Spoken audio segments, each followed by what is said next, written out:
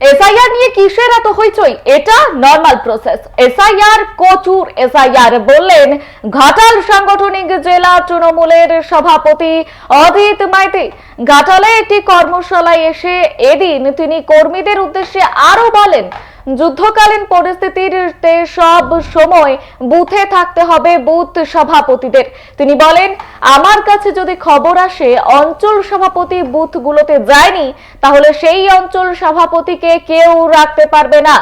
Block সভাপতি থেকে বিধায়ক কেউ তাকে রক্ষা করতে পারবে না। আমি নিজের ক্ষমতার বলে তাকে সরিয়ে দেব। বিএলও 2 নম্বর বুথ সভাপতিদের নিয়ে এসআইআর প্রসঙ্গে ঘাটালে একটি কর্মশালায় এসে এমনই বললেন ঘাটাল সাংগঠনিক জেলা তৃণমূলের সভাপতি অজিত মাইতি।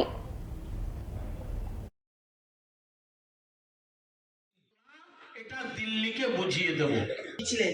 এই কিভাবে বিএলএ 2 হবে, কিসের এত হইচই? এটা তো নর্মাল প্রসেস। এসআইআর কি এসআইআর? কচুর এসআইআর। এটা তো সারা জীবন 6 নম্বর 7 নম্বর 8 নম্বর ফর্ম হয়। এটা তো তার বাইরে কিছু নেই। আপনারা বলুন তো, কারণ নাম ইচ্ছে করে বাদ দিয়ে দেবে? পরিযায়ী শ্রমিক, এখানে যেটা ইম্পর্টেন্ট, এই 2-1টা কনস্টিটিউয়েন্সিতে শুনুন, পরিযায়ী শ্রমিকদের একদিন নিয়ে আসবেন। এটাতে 2 তারিখেই জানতে হবে তার তো কোনো গ্যারান্টি নেই। 1 মাস 1.5 মাসের মধ্যে আনুন না। যে যে ডেটটা আছে ওই দিন ডেট, ফিক্সড ডেট, আপনারা একদিন আনুন, এনে তাদের ফর্ম ফিল আপ করিয়ে দিন, হাজিরান দিয়ে দিন। তারপর যদি নামের ডি দেয়, নামগুলো পাঠান, দেখা যাবে কার বুকে কত দম আছে, কার বাজুতে কত ক্ষমতা আছে, ওই নামগুলো কেটে দেয়।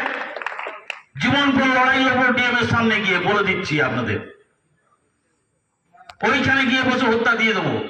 একটা নামও যদি বাদ দেয়, নিশ্চিত করে থাকুন, একটা ভ্যালিড ভোটার, একটাও আমাদের এই ঘাটাল সাংগঠনিক জেলার একটাও ঠিক ভোটার, তার নাম বাদ দিতে দেব না।